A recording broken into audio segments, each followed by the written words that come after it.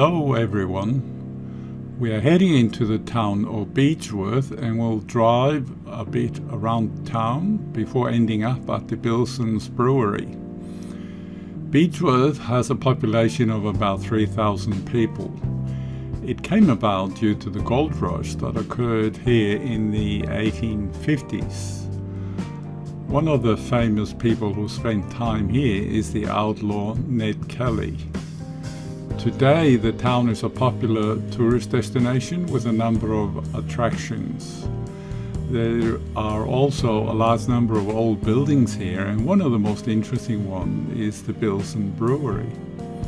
The brewery was established back in 1865 here in Beechworth and is one of the oldest breweries still in operation. The current buildings for the brewery date back to about 1872, so they're pretty old. You can visit the old site, which is a museum with lots of interesting things, especially related to breweries. I'll have a separate video where we explore the museum.